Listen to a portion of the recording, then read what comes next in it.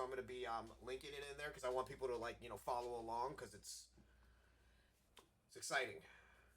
No worries. Okay, and we're live. Let's test everything. Since I don't have any mods in here yet, let's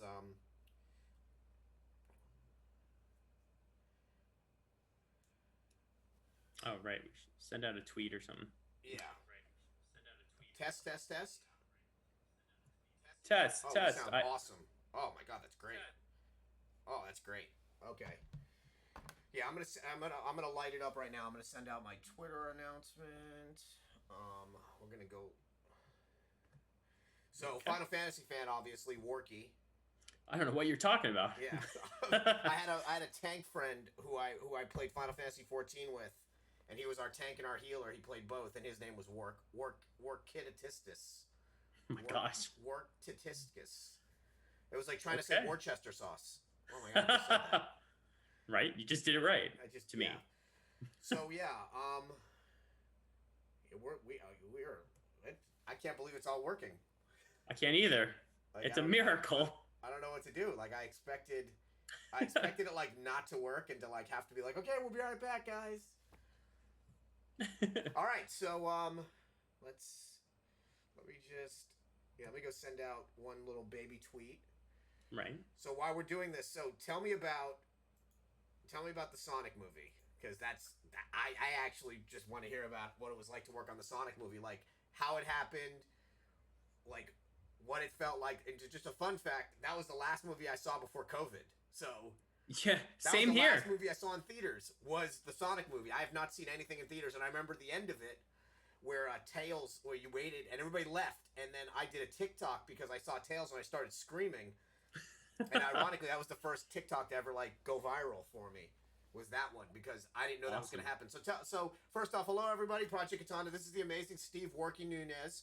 I am going to be putting his IMDb into the channel. He is one of the coolest actors. This guy has been in so many different things. We're going to try to bring him onto the show often when he has time because he is very busy. So first thing I'm going to do is I'm going to go and I'm going to link in his IMDb so you can actually see what this man has starred in. I have my own questions. I want to know about the Sonic movie. So I'm going to do the link and you just tell me, what was it like working on the Sonic movie? Like, how did it feel to get to be in that? Oh my gosh. It was the coolest thing ever. Like, I'm not gonna lie, it was awesome. I remember I got a casting call to be a driver for it or pedestrian, basically some background work, but stuff to be in the main. We were going to recreate the Escape from the City sort of idea in San Francisco, and so the agent was like, "It's just called Sonic. That's all we're telling you." And I was like, "Is this a Sonic the Hedgehog movie?" I was like, "Oh, I don't care what I have to do. I will do anything to be in it." And so the agent was like, "I'll send over your info. Calm down." Like she totally like didn't get like how exciting it really was. And Well, you're a gamer, so man. You got to. Oh, so I didn't mean to cut you off. So we actually have a Sega rep in here. He's a really good friend of mine, and he's saying cool. hello. But then Zyber, my amazing mod and friend, um, just asked, "Is that a DDR machine?" So I told you that was going to happen. So we're going to take a segue because Steve told me something absolutely incredible, Zyber, Yeah. that I'm going to let him discuss. So yes, that hi there. First off, hi everybody. This really is a DDR machine. It's an actual arcade machine. It is Dance Dance Revolution Extreme, the 8th mix. Yay! So the reason I have one is because in 2005 I was in a competition in New York State. And in New York, they had a Dance Dance Revolution competition, and I am the champion of New York State's DDR competition 2005. Was that the grand prize? No, it wasn't. It was cash prize. I actually bought Dragon Quest and stuff at the time. I was, I think I bought a PlayStation 2 with it, if I remember right. But but I knew that that's the mix I had played on. So I wanted to make sure that I did eventually buy one, and so That I is ended up getting one. incredible. And you're in Cali, right? So you're in San Francisco. Yeah, So correct. has that traveled from New York with you to San Francisco? We don't talk about it. We don't talk about it. It It's like the worst took roommate ever. It's like a lot of shipping. But it's Okay. awesome. And then over there's a Paradise Yeah, so machine. now somebody just said, it said a Paradise. Yes, so Zyber, he is a huge Dragon Quest fan. Like we were doing like a little profile before we started, and apparently those slimes, which I didn't know about, are from Dragon Quest. And he speaks Japanese. And do you want to tell them why you speak Japanese? How it actually happened? I have a story for everything. The reason I can speak Japanese now is because of Dragon Quest V. Dragon Quest V was only on the Super Famicom, at least at the time. Now it's been re-released like a couple years back on DS. But Dragon Quest V, I wanted to play it so much because I was a huge fan of Dragon Warrior 1 through 4, and I knew 5 was coming out. I modded my Game Genie, plugged it in, got a cart from Japan, imported it, grabbed it, shoved it in there, and then my dad, he actually took me to the store and he goes, okay, well, you're never going to be able to play this, and got me a dictionary of the first 200 kanji, a book of hiragana, a book of katakana, and I sat there, and for 2 years, I played it every day after school and stuff, like doing whatever I had to. And and I learned Japanese. I could read it pretty well at the end. I could recognize symbols and stuff. I didn't know how to pronounce stuff. But later I took formal classes, and now I actually speak Japanese. That's just funny. Your dad takes you to the store and he's like, I'm just going to Right? buy you the Cliff Notes for Japanese, man. He's just looking at me, nerd. You know? So I don't know. So my two favorite games are Shenmue. Luckily for us, you know, you're a Shenmue fan. Also, that we got it here in English. But Finally. But Resident Evil, the first time I ever played it was on Sega Saturn, and it didn't come here till 1997. So I bought a Japanese copy of it first, See? not knowing that all the puzzles were gonna be in kanji. Oh gosh. So like I'm sitting here trying to figure out like the portrait puzzle and everything, and like it's, remember the voiceovers are in English, but like everything else isn't. So it took me probably like 3 weeks to beat that game. Oh my gosh. Like I just remember playing it, and like now when I play it, like because I have the American copy now, I actually was able to get an American copy. Like I see the subtitles at the bottom in English, and I'm just like, I feel like I'm cheating. Right? Yeah, because like Like I just remember I did it, that- they could do it. Yeah, I'm just like the kanji at the bottom. And that was, remember, that was 97. That was like, I think you had GameFAQs.com. I think that was like the only place where That's right. GameFAQs. I think that was the That's only it. place where they had like guides. Logging into Prodigy or like AOL. Yes, or SaturnWorld.com, which Oh, Saturn World, yes. Saturn World, which was owned by GameStop. No, GameSpot.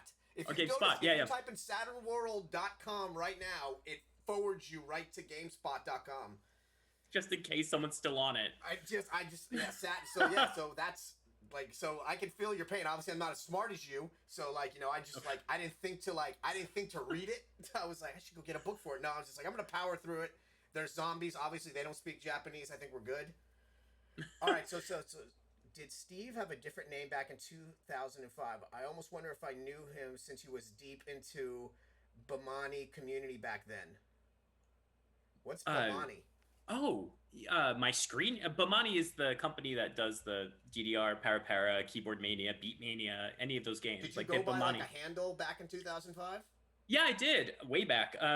It was, oh my holy, STNP like 99 or something, or Stop 99. something like that. STNP, if I remember right. I think that was it.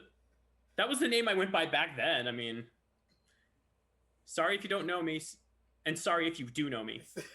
Just sorry on both fronts. Okay, so I should have warned you that. So he said interesting. So basically, what I'm doing is anytime we get chat, I'm reading it to you. So Sure. And obviously I've got my mod here, so it said everything's coming in through really great. Wait, I think he might know you.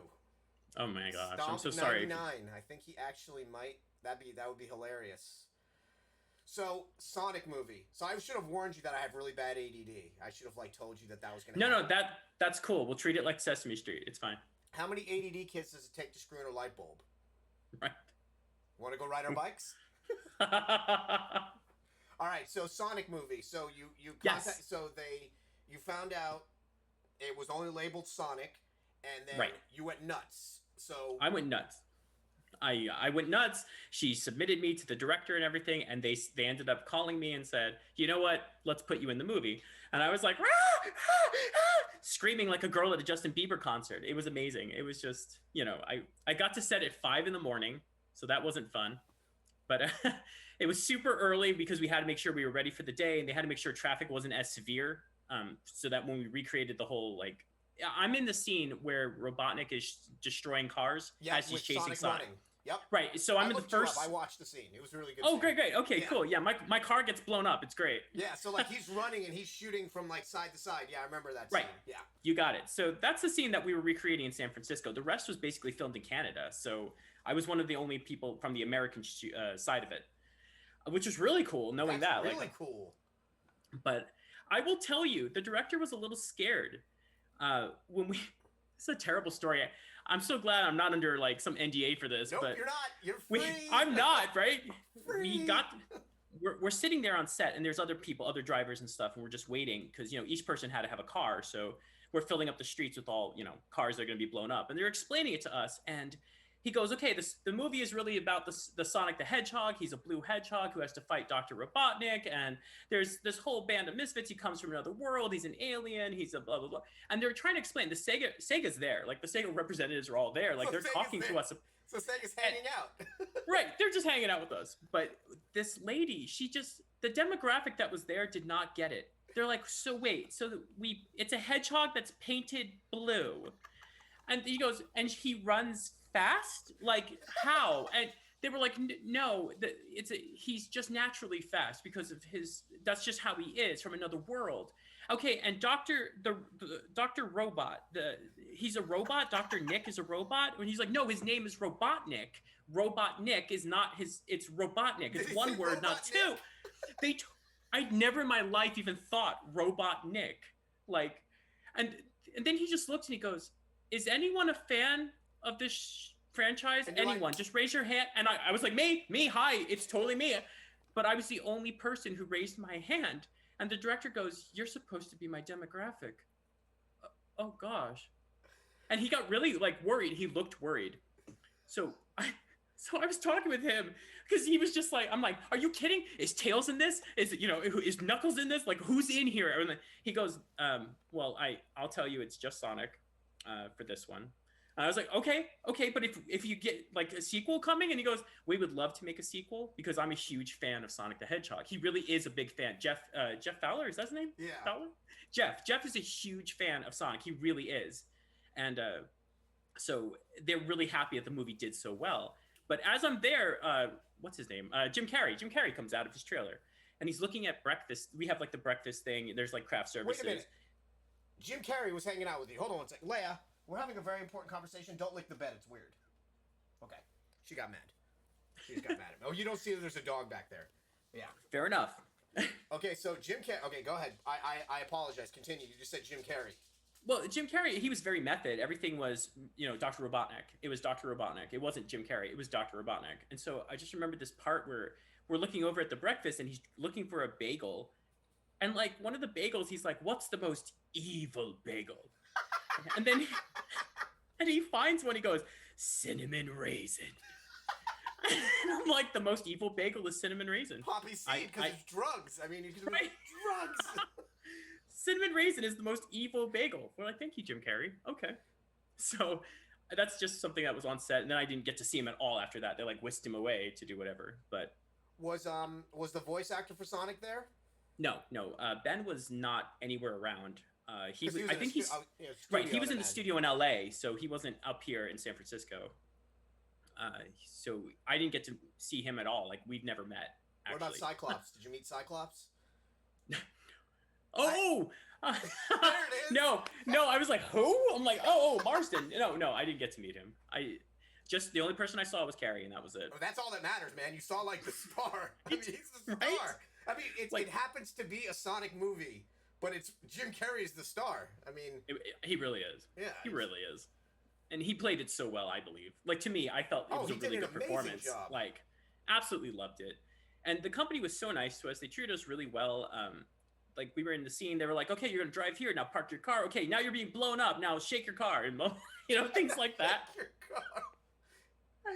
It was different things. They would tell us, we kept shooting the film like constantly, and across the street from us was like this Catholic church that was being like renovated, and all the construction workers were just watching us. and just pointing and pointing and laughing. I'm like, what is going on here? Because they didn't know. They just knew that we were filming something, and they just kept watching these giant like cranes of cameras all over us being filmed. That's why you see the side to side. It's like it's all above and like around the cars and everything.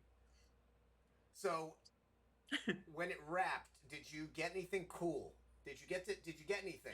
Like, did you? I mean, you're basically in the first like major motion picture Sega movie, and we all know, obviously, you're a huge gamer.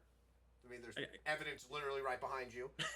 Games? What are those? Video games. Those video sports, esports. So, did you get anything? Did they let you take a script home, or did you get anything cool from the set? Being in like and we both know video game movies are like plagued. Like for some reason they never. I mean, look at Super Mario Brothers. I mean, yeah. I mean, we never get. I mean, the Resident Evil I think is the only like exception. Yeah, except that's that about now it. it's Sonic, because Sonic was perfect. So, did you get to take anything home cool? Like, did you? My self-esteem. I mean, Self-esteem, a ring. Wait, I do have one of the Sonic rings. I have a Sonic ring. Not the. I don't think it's a movie prop. It's a placeholder ring or whatever. I have one of those, but I shouldn't even have that. Honestly, they gave me a poster. I have the Sonic poster. It's actually above me. I want to see Sonic poster. It's huge. Oh, it's the real. Man. It's massive. It's the Look big, at that. huge. This is the theater poster with the reverse. If you take it out, it's reversible and everything. That movie So I got was that. so good. It was so good. I've watched it over and over, and I noticed that the Sonic movie has a Mandalorian homage in it. When Sonic picks up the turtle and runs with the turtle smiles the same way that Grogu does when Grogu is being saved by IG-11. So I noticed that, and I was like, wait a minute. Is that did Sega like do a Mandalorian homage? Because that would be epic. I don't know, but I hope. So you excited about the second Sonic movie? I am, and I called the agency. I was like, please tell me they're filming anything. I will travel. Let me go. I want to be in the sequel so badly. And they're like, no, there's nothing we can film here. They're filming in different countries, so there's nothing I know of that's being filmed here for Sonic. In the U.S. at all? I as far as I know, for like stuff I could be in. I mean, obviously, if there was, they would let you in. I mean, you were in the first one, and then obviously the director liked you. You did a great job. Yeah. Oh yeah. I mean, I was fine. Everybody was really cool, even if they didn't know about Sonic or what it meant or the blue. He's painted blue. He's painted Dr. Robotnik. Right, Robot Nick. That's like calling him Batman. Right. Batman. Okay. So I mean, I'm very excited about it. Sega was super kind to me, and it was really cool to just be a part of something like that. I mean, I remember seeing it in theaters, and I told you before we started, it was the last movie I saw. It was the last movie I saw before COVID. And same thing. Yeah. I saw that. That was the last thing I saw. So, did you know about Tails? He You're not hinted. under an NDA. Well, he hinted, but I didn't know for sure. I was kind of waiting and hoping. I knew to stay after the credits. That's all I knew. I knew to stay like during the credits and all that, but that's all I knew. I really didn't know if Tails was actually going to be in it. He just said if there would be a sequel, he'd like to have Tails and them in it. I heard they want to do 3 of them, and Jim Carrey said he would do. I almost said Drew Carey. He could play Robotnik too. He could. Why not? No, we have to name him Robotnik because I don't. Right, Robotnik as the robot version of Robotnik. Well, I heard a rumor. I don't know if it's true that Jim Carrey said he would do 3 of them. So, I think that opens up a wall of possibilities. Because if the Sonic movies do well, that means we get Streets of Rage. Right. Can you imagine a Streets of Rage movie? Well, I've been to Jersey. Exactly. I mean, it's basically what it is. It's just it's Streets of Fire. Have you ever seen that Streets of Fire? It's a 80s movie that is basically where Capcom got their idea from Final Fight. The movie predates Final Fight. It's about the main character's name is Cody, and he's saving his girlfriend, who wears a red dress from Willem Dafoe, who's the leader of a gang. And Rick Moranis is in it. Like, this movie is like a sleeper. My gosh. No, I haven't seen Diane Lane in it as the You gotta girlfriend. be kidding. Rick Moranis. Wow. And I don't even think the movie did well. And then I'm watching and I'm like, wait a minute. This is Final Fight. There you go. I wonder precursor. So everybody's wondering if Amy's going to be in the second one. I have She's no my favorite information. character, so Sorry, right, guys, so I don't know. Okay, so now I have to ask, the Venom movie. Oh yeah, Venom So was fun. for everybody that's joining, oh hello, Brent. Everybody that's joining. This is Steve Working Nunez. He's amazing. So I put in. I've wanted to interview him for like a couple months now. When I first met him, I actually met him through Liesel, and him and Liesel are really good friends. And Liesel sent me his IMDb, and I was going through it. And I was like, holy crap, I can curse. I was like, holy fuck, look at his IMDb. So I wanted to interview him, and I was just looking through like all the movies he's done over the years, and I saw the Sonic movie, and then obviously he just updated his IMDb because now he is in the new Venom movie with Woody Harrelson as Carnage. So tell us, how was it to be in that movie? Like, give us a full synopsis. What was it like? How did it happen? The call. Like, I just want to hear it. I'm so curious. I can't remember what it was called. It was called something totally different. We didn't even know it was Venom. I didn't know what it was really. Red serial killer. No, it was called something totally different, and I think it was called like Big Shot or something, or Magic Mike. Oh, I can't remember. 3XL. But it had a special name that wasn't Venom, so that you wouldn't know what you were auditioning for. And I was just like, okay, sure, I'll do it. I'll do anything. You know, does it pay $5? I'm in. Let's go. And you know what? You laugh at yourself. That's how you get work, though. It's true. You just say yes. Never the Michael Caine approach. Take the role. That's it. Michael Caine approach. Always say yes. It doesn't matter. You know. I mean, Michael Caine was in a movie in the '70s about swarming bees. Now he's Alfred. It works. Right. So they asked, you know, would you play a homeless guy? And I said, perfect. I don't have to shave. I don't have to clean up. Great. Sure. I'll come down. And so they dressed me up. They did all this homeless stuff. They put dirt all over my clothes. They put like oh my gosh, this stuff, this, I forgot what it's called, but it's like this dirt that just washes off with water. It just flies off, but walnut dust. That's it. Walnut dust. They threw walnut dust all over me. Hashtag walnut dust. We gotta make that a hashtag. Hold on. It's going into the chat. Hashtag walnut dust. That's gonna be the new hashtag. Awesome. I spelled it walnut. I put an I in there for some reason. Walnut dust. Okay, so they put walnut dust on you. Yeah, everything. They were like, you know, if you have ripped up clothes, they're like really look like you're really gross looking. And then they added stuff to make me look like I was a drug addict. So they put like all these pimples everywhere and like put like, you know, bruising and stuff and bruised me up. And like I was in makeup for like 2 hours where they were just constantly like throwing stuff in me and like dirtying up my hair and everything. Cause you know, this is fluffy. They don't want fluff. They want like matted. They want you to look not new homeless, old homeless. Right. Nouveau homeless. They want the old homeless. And I looked so bad that when I was on set, a cop, he tried to get me off the set because he thought I was actually a homeless guy who had wandered onto set. That's method acting. Right? And so like I had to get security. I was screaming. I'm like, hello, someone help me. I'm not homeless. This guy and thinks I'm homeless. And you don't have anything on you because you have to leave all your stuff like in a locker, you know, over at plus your method. So like, you know, you're not gonna have your cell phone. You're like, I thought you were homeless. Right, and I'm sitting there going, I don't want it. You know, like I was screaming random garbage. I was like, stupid people, hate everyone. You know, like yelling. So the cop really thought he had his partner come. He's like, I need help. I need backup. I'm like, no.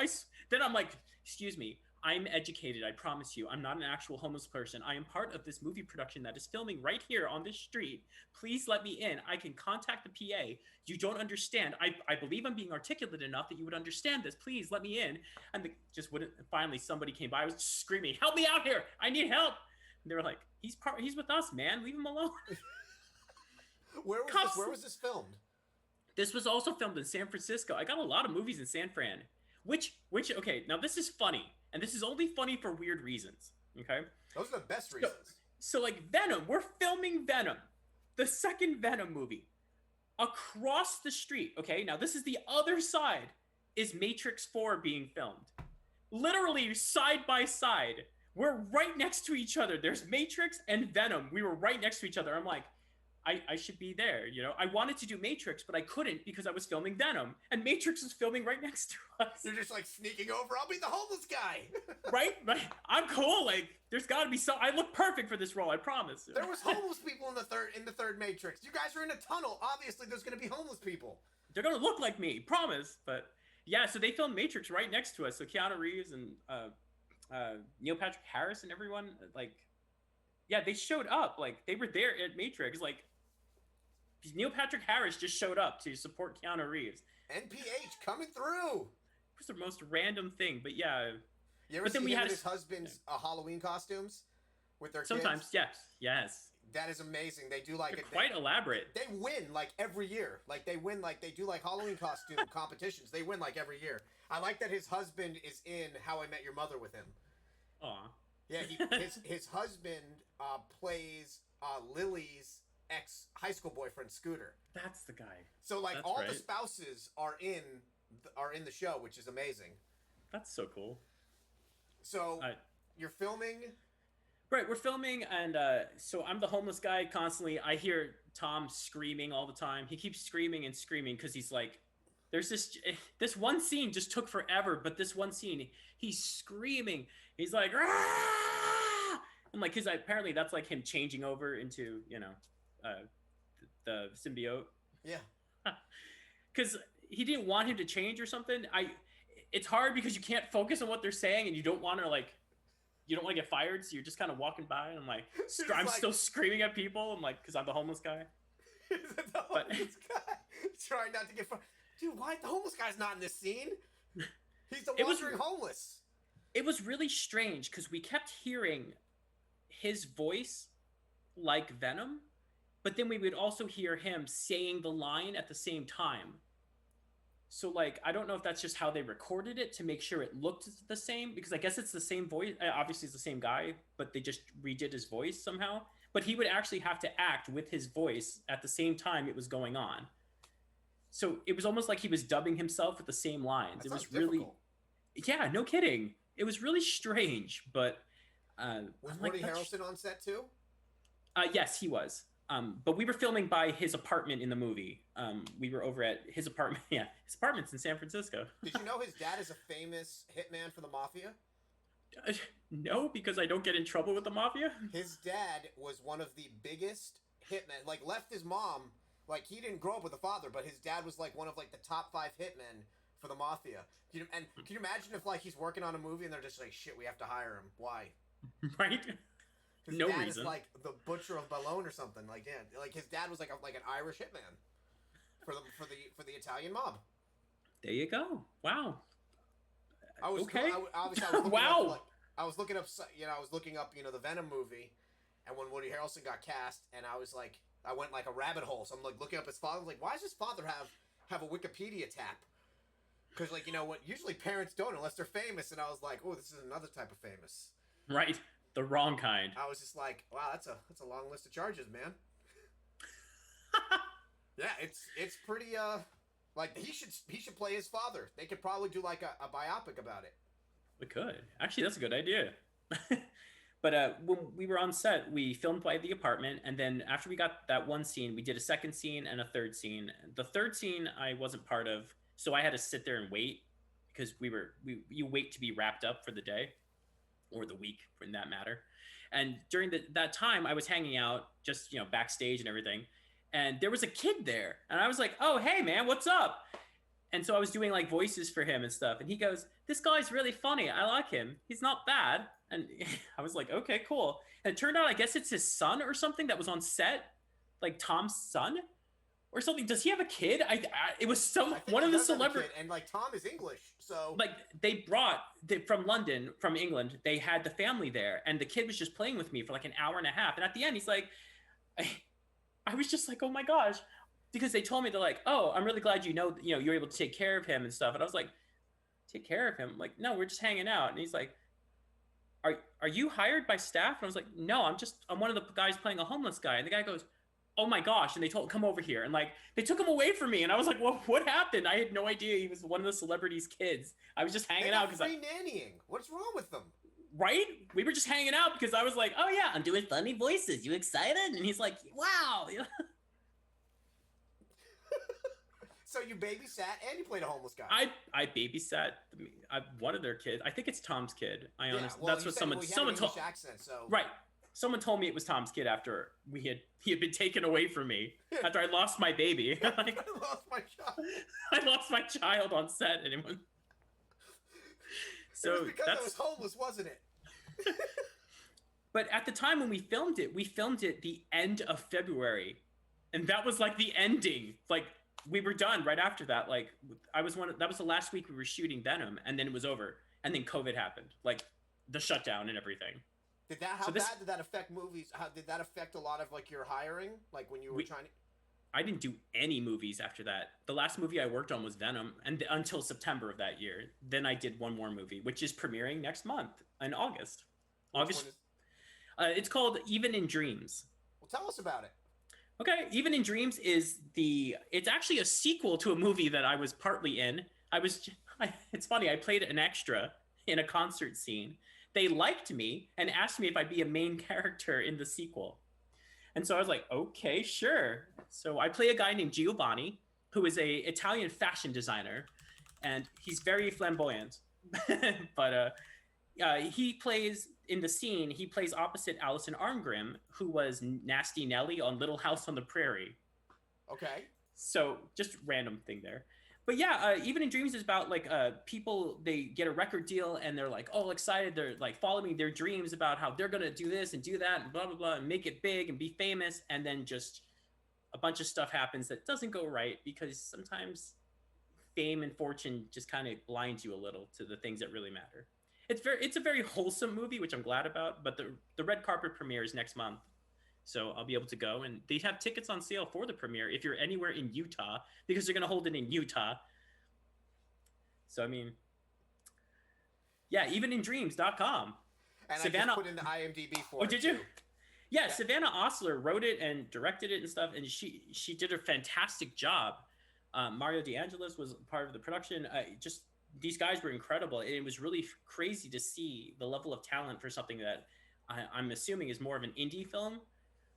But just really wonderful. The amount of people they got people from the Disney Channel on there. I was like, Adrian Armani's in it. Indie movie, and look how great that was. Right? Yeah, same thing. Like Even in Dreams looks really good. For that whole comic book collection to so I'm just going through your IMDb because I just saw that you're doing. So I'm looking at because as I said, guys, I put his IMDb in here. He's got like it.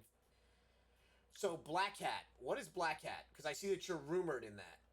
Black Hat is just a rumor so far. Robbie Bryan is a director and producer for Showtime movies a lot of times. He has a show called The Eyes and things like that got really popular on Showtime. He wants to make a show about a girl who basically wants to go to an anime convention because she's dying, I think. It's been a long time since I've heard about this movie, but she's dying. She wants to go to an anime con. They're like, no, you can't go. You know, no adult's going to come with you. So she kidnaps her grandfather, like narcs him. And like while he's sleeping, she gets him in a car and then drives to this anime convention to go see this guy that she just really wants to see. And that's basically the premise of it. It's like Fanboys. Right. Kind of. Fanboys, exactly. But with one person and a it's the bad grandpa of Fanboys. Right. There you go. But I mean, the show, I know they're looking to fund it right now. That's why. So but yeah, they asked me if I'd be interested in being a part of it. So it's rumored. Somebody put it was rumored. And I was like, oh, how did you know? I was asked, but no contract's been signed yet. So because of that, I can't just say I'm in it. Yeah. But they won't take it off either because I am rumored to be in it eventually. So. So I'm just looking around here because there's so much stuff in here. Obviously, I was gonna save this to the end, but so not only has he been in Sonic the Hedgehog, he's in Venom, but he's also in Ant-Man. Oh yeah, that's right. Ant-Man, and that's the first time he's played a homeless man was in Ant-Man. It's true. So now he's in 2 Marvel movies. Well, technically Venom is Marvel mixed with a hint of Sony, and like a weird love child of it is like a symbiote. See? I get the whole thing now. And life imitates art. Yes. So, what was it like working on Ant-Man? Tell us about it. Ant-Man was a while ago. That was 6 years ago, 7 years ago. We filmed it like Yep. Yeah, so way back way back. I guess that's, Ant-Man was fun. I had played Homeless Guy again. So this time I was wearing a wig to make my hair look really matted because it was also, I had to shave it down for another role I was doing at the time. But I wore a wig. I had like scarves and all this other stuff. I dirtied myself up. I like rolled around literally on the grass, like trying to like get dirtier, and found old wrinkled clothes. We were trying to do everything to make me look really gross. But yeah, I played a homeless guy in a flashback scene. I have never seen Ant-Man, so I don't know. I just know I'm in a flashback scene because it was like the 80s or something. And so we had to wear specific kinds of homeless clothing. How have you not seen Ant-Man? I just hadn't seen it. I don't like watching movies I'm in, but I made an exception for Sonic because I really love Sonic. It. He's timeless. I know. Yeah, and Paul was on set. He was super nice. He kept pranking people. He was super nice though.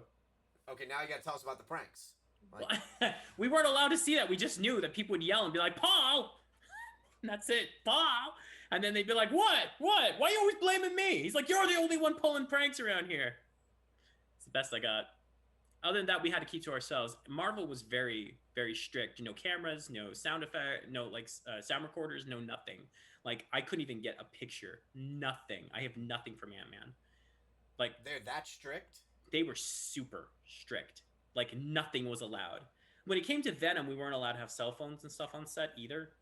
Sonic, they were like, "We don't care. Just put your cell phone away." You know, they were like, Sonic didn't care. I took a picture. I still have my little parking pass that had the Sonic logo on it with the Sonic face. That's so cool. It just says Sonic background parking.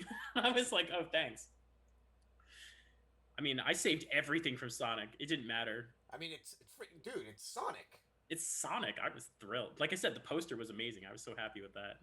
Dude, you got to meet Jim Carrey. I mean, freaking Jim Carrey. I mean, the man doesn't have to do anything anymore. He can chill. He like decided to play Robotnik.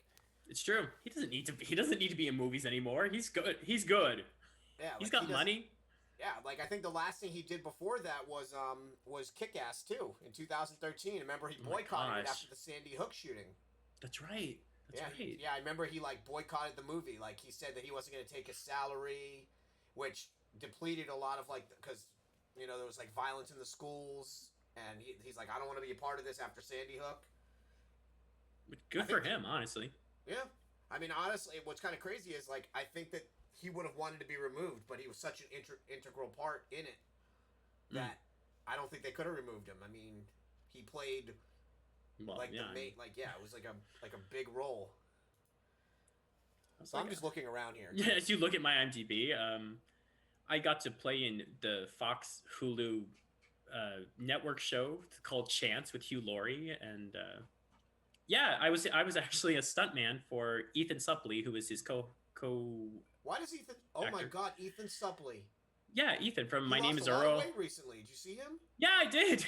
He did lose a lot of weight. We had a lot of fun on set. I was working with him for about 6 months. So Hugh Laurie and me and Ethan, like I was the stand-in for Ethan and his stunt double, his photo double, and also his hand model. These hands. I was his hand model. We don't even know why I was. You ever seen that Friends episode? He's like, I found my identical hand twin. Right. So what was it like working with Ethan and Hugh? Hugh was super nice. Oh my gosh, like the nicest freaking guy all the time. He was so method. Everything was method. It was, I am this character, except in the morning when he was like drinking his tea or something. He'd be like, "Oh, hi. How you doing?" We're like, "Hi, good morning. Hey." Hugh was super sweet. He would buy us ice cream and stuff. Like he was just really a nice guy. It's freaking house. Right. I told him when I first got introduced to him, they're like, "Hi, this is Hugh Laurie." And I was like, "Oh." And he goes, "Hi, I'm Hugh." And I said, "No, I'm you. No, you're you. I'm me." And he's like, just this like look of, "Are we going to do this?" And then I said, "I loved you in 101 Dalmatians and Stuart Little." And I said, "And Blackadder was amazing." And he just looks, he goes, "Have you seen House?" I said, "No, I just know you for all your comedy." And you never seen House? I never saw it. I did now. 80 million views. Now I've seen House, but at the time I didn't see it. I was like, "I've never seen it." He's like, "So you only know me for my comedy?" And I said, "Yeah, you were great in the Blackadder. Stuart Little was amazing." He's like, I hate to think that that's the epitome of my career. I was like, oh god. I heard his dad's a doctor, and he was like, and he was upset because he makes more than his dad as a fake doctor. Remember, he was in an interview about that. Oh, poor So guy. you didn't know him from House, which is like obviously like his defining. Oh, House is so good. Right? I'm working with the guy for 6 months. I was like, oh, whatever. Hey, dude, what's up? I always called him my liege. I'd say, my liege. I go, my liege, how are you? And he'd be like, get up. Stop crying. You're worthy. All the time. He'd be like, get up. He was really kind to me at the end of the whole filming. He told me flat out, he goes, Warky, he goes, I'll admit, you are really a wonderful person. He goes, it is a joy to work with you, and being able to work with you has been a wonderful, wonderful experience. And he was just so sweet to me. Like, I cried going home. It was our last night. We wrapped, and I cried my eyes out. Really wonderful guy. That's I wouldn't honestly like I've never met him, but like he plays like I didn't know that he was a method actor because you know how scary he is in House. Like House, he's like mean. I can't imagine him like being on set and being like, get away from me, Yeah. Sick So of like you. when you just said just now that he's nice, like that's crazy to me. Yeah, he's super nice, like over the top, wonderful. Like he had a birthday on set, but nobody knew it was his birthday. I knew because I had looked him up. I was like, when's his birthday? Oh, it's like June 11th. Okay. So when we were filming on set, I bought him a gift. I was the only person that got him a weird gift, of course, because what do you get somebody who's worth millions of dollars? Well, I noticed that on set, he mentioned the first day I'd met him. At this point, it was like 3 months in. And he said, you know what I miss? I miss my piano back home. And I was like, aw, poor guy. I'm a piano player. I can play video game music on piano, so I enjoy that. But he goes, I just missed that. So fast forward, it's now 3 months later, it's his birthday, and I bought him a rollout digital 88-key piano, portable, so that he could just roll it out and put it, and you kept hearing music from his trailer all the time. Oh, He'd be that's playing amazing. on it. And it was the cool, and he just said, he goes, this is brilliant. This is brilliant. This is perfect. I can't believe this. He was so excited over it. He kept coming up to me. He's like, this is the best gift. You have no idea. He's like, I can't even express to you how brilliant this gift is. He's like, how thoughtful. My gosh. And all the time I'd hear music and I just would smile knowing he's playing that little piano. You're like Tom Hanks in Big with that giant piano scene. Right? We played chopsticks together. It was provided great. music to somebody. It was a really cool experience to be able to give him something like that, you know? And you know he probably still uses it. He probably does when he's on set. Just brings a little portable with him, you know? What year was that? Was Chance? 2016? 18? Have you seen him in Avenue 5? No, I haven't seen his new stuff yet. He's in a comedy because I know you like comedy. I'll have to catch it. It's a space comedy. So basically they're on like a spaceship. Oh and wow. he plays a pilot of the captain of the ship. And that's all I'm gonna tell you. Oh my gosh. But Okay. it's got I will Paul look that Gunn. up. It's what's his name? Who is you know him? You ever see Pixel? Yeah. Remember the heavier set guy? Oh yeah. He's in it with him. That's cool. I forgot his name, but yeah, he was in. I mean, the guy's like a huge actor. He was in. What's that guy's name? I'm gonna Google. Like, look it up, man. I'm gonna look it up right now. It's funny because the sci-fi aspect on Chance, one of our directors, one of the guest directors for I think episode 5 of season 1 in Chance, it was Roxanne Dawson, the one who played B'Elanna Torres, the Klingon in Star Trek Voyager. You know, She was our director, and I was like, cool. I've never watched any Star Trek until this week. You're kidding me. I actually started one. It's called Star Trek Discovery, and I'm loving it. There you go. Like my dad I'm a big Star Wars fan. My dad is in his 70s, loves Star Trek, and my best friend is obsessed with Star Trek. So they're just like, we need to watch Star Trek the original series. You need to watch Voyager, Next Generation. I'm like, no. And then I saw a scene where there's Klingon boobies, and I was like, I'm gonna watch this series because it has Klingon boobies in it. Like they just said, we're gonna show you Klingons with boobs, and I'm like, all right. It literally looked like that scene in where Janet Jackson messes up and you right. Yep, that's literally what they have, and I was just like that. I want to be the person that designed that H.R. Geiger-esque Klingon boobie. So yeah, no, but the show's incredible, and that's like my first Star Trek experience is like literally like this week. Wow. Okay. Well, it's good. Good because that's why I mentioned it because obviously you. I mean, you knew that I had not seen any Star Trek until this week, so So yeah, so very important. So, but obviously, my best friend is like, he's like, well, I'm a big fan of Voyager, but I think you should watch this, and I'm just like, dude, these are seven. This is 7 seasons. These are like an hour and a half each. right. That's a lot of work. It's like Discovery's faster. It's easier. Yeah, I mean, like there's action.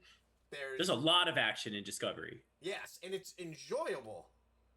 And Jason Clark, is that him? The first pilot, the first captain. I do not know their names. Not in Discovery yet. I'm not familiar enough. And it's Josh Gad, by the way. That's the, Josh Gad. That's it. That was gonna bother me, but I Googled it. I'm like, Josh. That's it. Gosh, I want to meet him. Yeah. So you know where I saw him first? It's funny. I saw him in New Girl. I was like, Frozen. What? You know? He's Olaf in Frozen, but he was in New Girl, and he plays a guy named Bearclaw, who's named Bearclaw because he has a terrible. Remember the tattoo on his back? Right, the tattoo. Right. Oh my gosh, who's that girl? It's me. That's such a great show. Even It's me, Josh Gad. Messed up that show, and she tried. She tried. We don't talk about her. So I enjoyed that show. So Ethan Suplee. Yeah, Ethan. Ethan is very, very stoic on set. He's very quiet. He likes to joke now and then, but he's very quiet. So he's not like a jokester like he is in his movies. No, in his movies he's really, really joking and jovial and everything. He was just very quiet, very stoic. Maybe it was a method thing, I don't know. But even when we were eating like lunch together, he would just be like, "Good biscuit." They're like, "Okay." Like, that's it. It looked like we were in prison because the way we'd always eat next to each other, we'd be like, you know, like as if we're like looking like who's gonna try and steal our food or something. You can't have my cornbread. You know, like there isn't a full like table out there. Like the craft services is all over. Like eat whatever you want. No, I mean, he was super nice though. I did end up getting a picture with him. No one was allowed to take a picture with him or Hugh. Hugh gave me a picture, and he got a picture with me. You got a picture with Hugh? Yeah, I did get a picture. And they told me both. They're like, you can never publicize this. And I'm like, like publicly show the picture. But I did get a picture with him. I know, right? Of course. But it was cool. The people that are watching and then watch, like it would be like our luck. Right. It would be screen capped. Then there'd be a Twitter message, and you would be like, he would know, man, because there's only one picture. But that picture of Ethan is with me. Because I'm his double, so it was me and Ethan, and we look alike because they shaved my head for it. They had to shave my head and like put blood on me and everything. I have a picture of just me, how I looked. You can kind of extrapolate from there, but and it also had the original character that this character Ethan was playing was based on. So they had the original guy. He happened to be on set, and it was all three of us together. These three big guys in this picture, and how tall are you? It looked pretty cool. What? How old am I? No, tall are you? Oh, how tall? 6'2", 6'3", something like that. So I didn't know that Ethan. I had no idea that Ethan was tall. So that's why. Oh yeah, yeah, we're about the same height. Which it was crazy when they went through like 15 different people. They kept on putting them next to them, and he got to me and he just goes, "Take off your glasses." I took them off, and he goes, "No, you'll work. You guys look alike." And so they used me as this actual double you do on look set. Alike, actually. So yeah, without the glasses and with blood and stuff. Yeah, you do look. I mean, that's being. Have you seen him now though? Gee, yeah, now we don't look alike because he lost a ton of weight. Double. Right. Later. Right. I'll get back to you. It's like just call me. He's playing a bodybuilder. I got this. CG. Right. It's like, you know, he could wear a fat suit. It'd be great.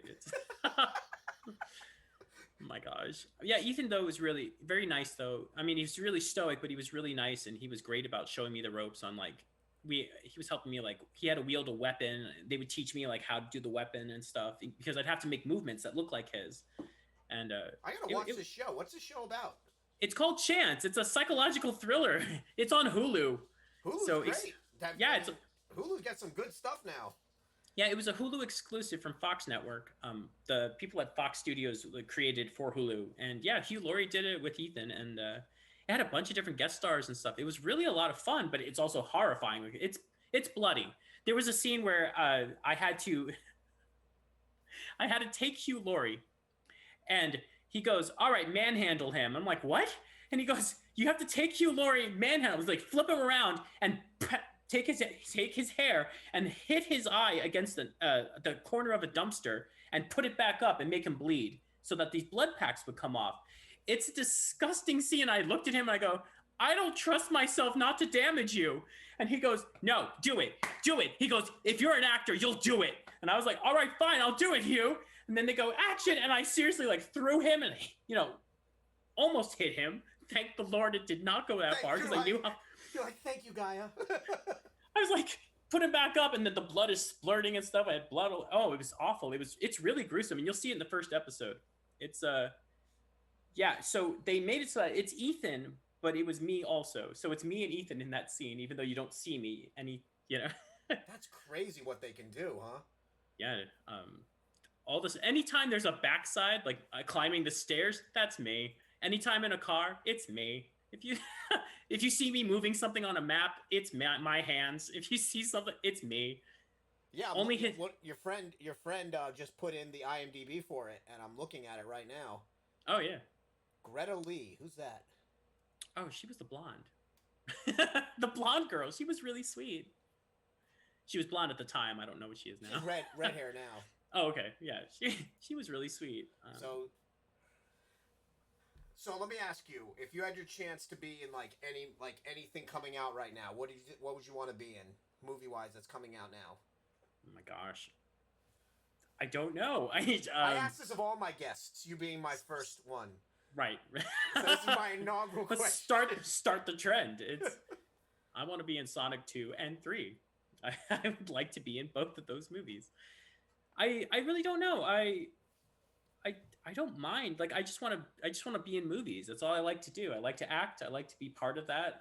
I do tons of voice acting for video games and other stuff. So, that's cool with me too. I'll be in anything. It doesn't matter. As long as I'm working, I'm happy with whatever I do. So your passion is just working. You like to make your impact on things. That's it. I mean, I'd love to do a children's cartoon. I actually do like doing a lot of children's stuff. I was in timeless. It is. I'm in a show called Shimajiro, which is an anime for kids. It's really for children. It's like, babies to like 4-year-olds love this show. And so I got to sing songs for the anime soundtrack, like actually talking about feelings and stuff. And like, I feel sad. Why do you feel sad? Because mommy is crying or something, whatever. That's not the reason, but I'm hungry. Why are you hungry? Because I saw food. I'm thirsty because it's hot out, things like that. And I talk about my feelings and like emotions and things that you feel inside your body. And yeah, they really like it. The Japanese seem to enjoy me singing songs for children. So you just mentioned video games. Yes. What is some of the video games you've been in that you just were so appreciative that you're so, because again, like video games are timeless. Oh yeah. Yandere Simulator. Which one? Yandere Simulator. It's for Xbox and PC. Like it's Yandere Simulator. I play some guy named Gemataku, who's like the head of the gaming club in the video game.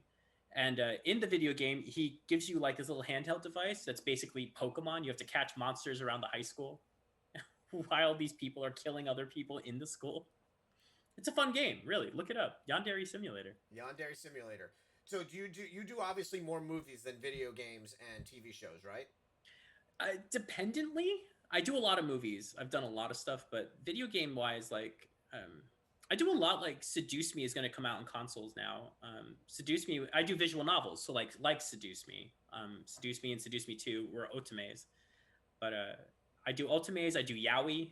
I've done a lot of yaoi. If you don't know what yaoi is, that's probably for the best. Zyber just asked, what are your feelings on Yandere Dev? He was always really super nice to me. And I think he's working as hard as he can on the game. So I don't really like, I'm not angry at him. I don't hate him or anything. I know that some people are like really tired of him just taking forever to finish the game because he keeps making tweaks and modifications, but I don't know anything past that. He was just always very nice to me. I don't have a negative experience. So yeah, apparently I'm outside of my element on this, but that's fine because if I was inside of my element, there'd be no point of talking with anybody. I could just stay inside and just like talk to my. I do that anyway. This is true. I'm trying to think of games I'm in. I'm like, I don't know. I've done so many indie games, like a bunch of them. Let me pull up my IMDb a second. That's I'm my like, job. No, I'm looking. I d- I was like. this is sad when you've done so much. You have to look up That's what I'm you've telling done. you. Like I've been looking at your IMDb, and I'm just like, it's crazy how much stuff you've done. I mean, I was in anime like Ishida and Asakura. I'm in the new anime, The Titan's Bride, which will be coming out. Or Kyojin no Hana Yome. So where did you meet Liesel? Liesel, okay, funny stuff with Liesel. Liesel I met in 2009. 2009 at a convention called Anime Land 2Con in Tucson, Arizona. The reason I met her was because we heard they wanted a fighting guest, someone who had done a fighting game, and they wanted a female if possible. And I was like, well, I'd love to get this person from Tekken. I was like, someone, or the person who played Nina Williams, or maybe Sarah Bryant or something. I was like, let's get this person. So we were looking them up. I'm like, well, I think she's American, but she's been in Japan this whole time. Hold on. And we found out she did a con in like Alabama or something called Persicon. And so I was like, oh, she does conventions. She must be here. She just did this con in like 2009 or 8, one of those. And so I was like, let's contact her. And we found her email address and they sent a request and she showed up. And we were guests together at this con. It was a small con. It was just her and me. And we hit it off. We hit it off so well that we were just like, oh my gosh, we have to do cons like crazy together. And we did. We just went the convention circuit together doing convention after convention. And we had a blast. And we just became really good friends, but we started working together because we realized she was a voice actress and we did an audiobook together and then we started doing games together. She's incredible and she's absolutely beautiful. Oh my gosh. She's like tall too. She is tall. She's 6 feet. She's like literally I sent her a picture of Virtua Fighter 5 Ultimate Showdown, like somebody screen grabbed like a close up of Sarah and Liesel had just cut her hair and did her bangs.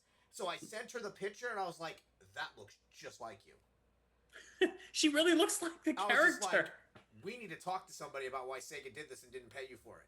Because, like, it looks just like her. I was just like, that is crazy.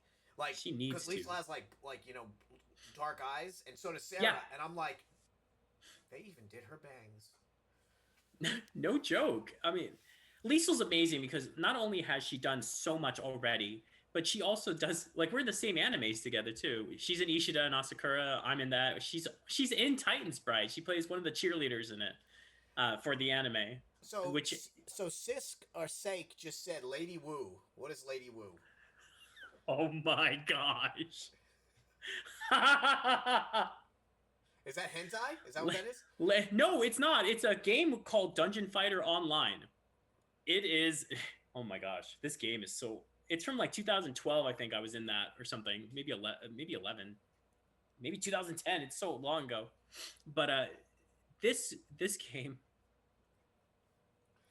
Lady Wu. So they sent this this audition came in and they said, here are the characters, and I got the girls.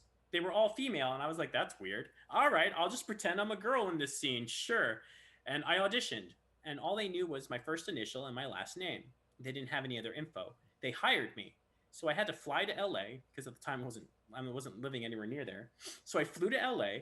I get in the studio. I'm there, and the guy walks out, and he goes, "Where is Lady Wu? Who?" And he goes, "Who are you? You're not Lady Wu." And he goes, he's right here. And he goes, "One moment."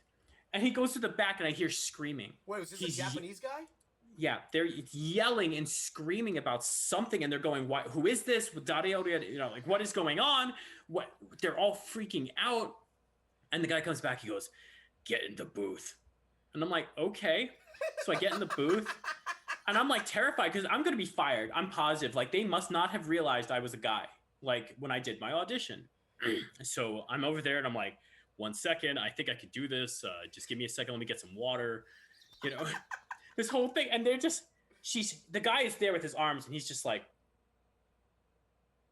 and he's just everything was negative energy. It was bad, and so I'm just like, okay. And he goes, "Whenever you're ready," and I'm like, okay. You're like dealing with like an end boss. It was frightening. It really scared me. It honestly did. Like, I'm like, oh Lord, I'm fired. I should have never flown here. What was I thinking? I should have double checked and made sure they knew I was a guy. Like, and I get in there and they're like, okay, see the first line, welcome to Suju. All are welcome in Suju. That was the line. So I get in and I go, all are welcome in Suju. Do you need a skill upgrade? And then the guy goes, Lady Wu. That was it. I was Lady Wu. You should have been don't ever assume my gender again. It was so funny because at that point I relaxed. I was like, okay, we're okay. And I was like, I do hope you need a skill upgrade. Whatever. It's way up there. But yeah, I'm in Dungeon Fighter Online. I'm the one that leads you to Suju, the end bosses and stuff at level 70. If the game is still going, it's been a long time, but it still runs. People still play it. They love it. So, Zyber just said DFO, and he said amazing career, and he's like, LOL, that's beautiful. So yeah, again, I'm trying whenever people are messing, and the only reason I found out about Lady Wu is because Seek777 mentioned it just now. So that's awesome. Thank you for that, because that was awesome. Totally forgot about that story. It's been a long time. And the terror, the PTSD. Oh my gosh, yeah, I know. I'm like checking the IMDb 1 second. I'm looking too. Like I can't. Oh, there's like, so much. Lady Wu.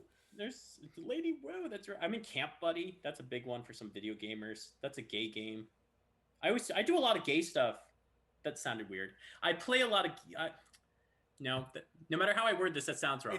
I just go with it, man. Just go. I was at a con once, and I was only playing female characters at the time. In the beginning of my career, it was all females. And I said, I just want to do little boys. And I was like, voice boys. I want to voice little boys. I want to voice men. I do not want to do boys. Please do not. I don't want that. Like, no. But but I work a lot with, I used to work a lot with Yaoi Press and Y Press Games, for video games, visual novels and stuff. So I did a lot of gay stories, a lot of just different gay voices. And I'm really glad that I could be a part of that because I actually am gay. So I was really happy to be like representative of LGBTQ stuff. Yeah, that you're gay and you got to be in stuff that's gay. That's huge. I always say to Lisa, I was like, you know, you got to be like the first transvestite video game character for Sega. That's right. And she told me that story, for her to be brought in by Sega, and they're just like, we need you to play this androgynously. For Yuan. Oh, yeah. Yeah. Yuan, right. Yeah, so, that's huge. And I don't know if you know that Sega just had their, they had this amazing stream. It was right before Pride ended. And they had on, a couple Twitch partners that are openly gay that are going through, that are going through sex changes, transitioning, and, just hearing them talk about, they're, letting people ask questions. And you realize that Sega has been...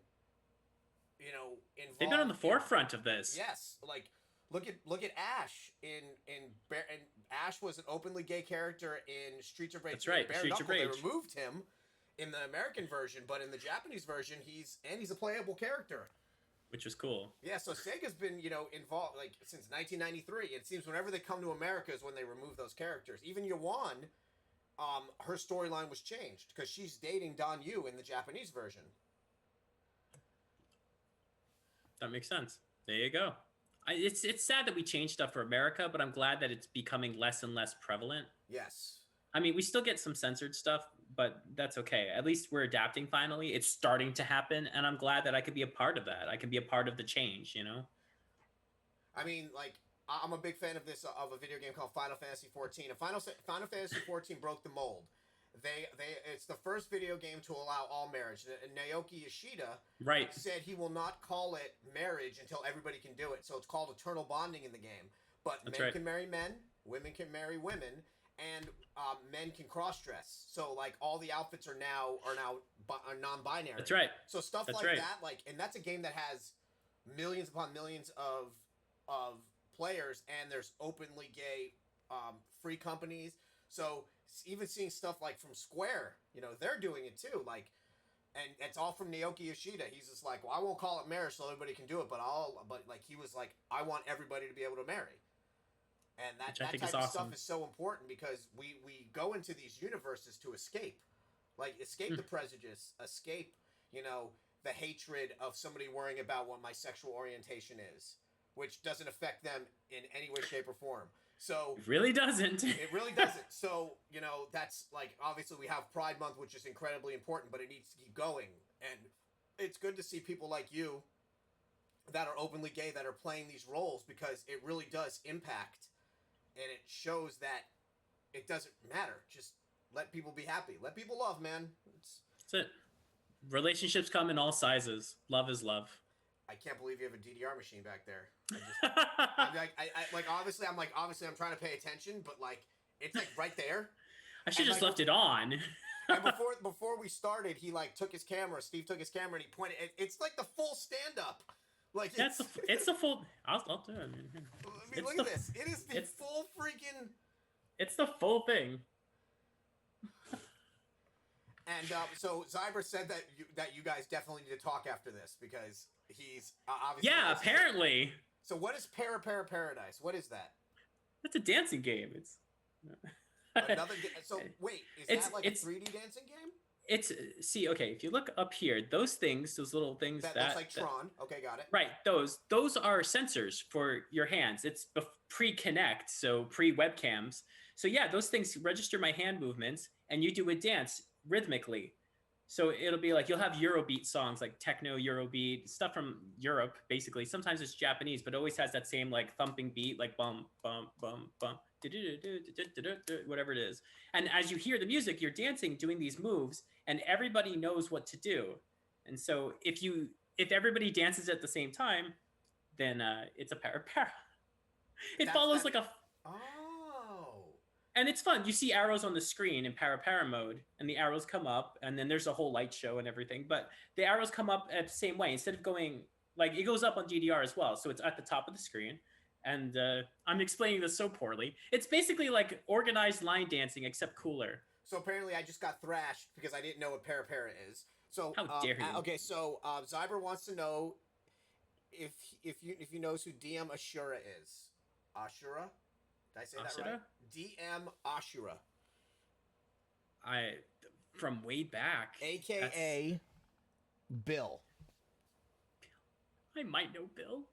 I do. Bill. I know. I mean, para is something like I know the community because I used to be on Bamani Style, and I used to be on Para Paradise or Para Club, and gosh, all those old sites way back, DDRs, anything like that. Age of the arcade, which we don't have anymore. Yeah, I'm sad. It's sad, man. I'm 41, man. I grew up in arcades. Yeah, me too. I got that Para machine from an arcade that went out of business. So, I mean, I paid $500 for it. That's like a $4,000 or $5,000 machine, easily. $500? Are you nuts? I was like, yes, of course I want this. That's amazing. Yeah, $500. I was really excited because I know you don't want to mention this, but these have traveled with you. So we gotta. Yes. So I gotta ask, did you have both of these before you moved to Cali? No, I actually had them after I had moved. But I had to have them shipped to get them. So. Which was fine. I didn't mind. I still shipped them, and that cost just about as much as the machine cost. Oh yeah. They're like $400 or $500 to ship a machine. Yeah, and it's a lot of money. And that you can't take it apart. It looks like it's. Yeah, you can. You can actually disassemble them slightly, but not much. The DDR machine, just the top, just that piece and the pads. That's it. The whole base is together. It's one unit. It's 600 pounds. Yeah, 600 pounds. The Para machine, the top comes off right. That whole header pops off, so it diagonally pops off, and then the other parts come out, all the poles and the pad. But the main unit itself they all have wheels. You can wheel stuff, so it's not. You can wheel it onto a truck and ship it. That is it. That is as far as you can go. I keep thinking about that scene where in Friends. I don't know if you're a fan of Friends. Like Friends is like. Oh yeah, I've seen Friends. I mean, where he buys the couch and the couch is and it's almost. It's just. So he's like yelling pivot when they're trying to carry it. He's like pivot, and then he's like shut up. Kenner's like shut up, and he's like I don't think I understood what the word pivot meant. It felt like that. All right, so I honestly would talk to you for like another hour. I Oh, honestly, I'm so sorry. Yes. yeah, like I could talk to you. Yeah, this has been. I'm gonna do more research because I want to bring you back on if you want to come back on. Obviously, Yeah, of talk more course. about your IMDb, video games. Like obviously, honestly, I just wanted to talk about Sonic and Venom today, and I'm glad we went on like a segue. So, and then finding out Segue. about Lady Wu, which was just an amazing story. So, Steve, it's been an absolute pleasure. Thank you for Thank you. so much that you do, man. Like honestly, like it's very important that you're this type of person, and like the impacts that you made, like Hugh Laurie will never forget you. Like that type of stuff, like being able to, impact people that, like you said, he's worth millions of dollars, and you gave him something that money can't buy. That type of stuff is so important, and that's what really being human is about. Is looking past somebody's wealth and just realizing that they're good people. And like I've heard that like there's lots of actors that think they're better than everybody, and there's like so much negativity in Hollywood, and it's good to see somebody like you that will take any role that's not that just hire me. I will do 100% of this role. I will always be professional. I'll have fun on set. And like you said, I never say no. And that's how you get your breaks is by never saying no. That's it. Take a risk. What's the worst that happens? They hire you. You play Lady Wu. That's it. You play Lady I can't. Wu. I honestly thought the Jim Carrey story was going to be the coolest one, but that Lady Wu story, where you're dealing with the Yakuza. I mean, if the guy's in the corners, I'm going to cut off his pinky when he's done if he doesn't sound like it. Right? It really felt like that, man. Like I said, like you said, people won't forget me. Even with therapy, they won't. Nope. That guy's sleeping in bed right now. He's just Right. like, he did sound like Lady Wu. I can sleep. Steve, it's been an absolute pleasure. Thank you, everybody Thank that you. watched tonight. I know this is a little bit later of a show. You guys were all great. I'm glad everybody came by to say hi. And Steve, thank you so much again for hanging out. Thank you. Thank you. And thanks to everyone who watched and listened up. And just thank you guys. It's been wonderful. You were an absolute pleasure. All right, everyone. Have a great night.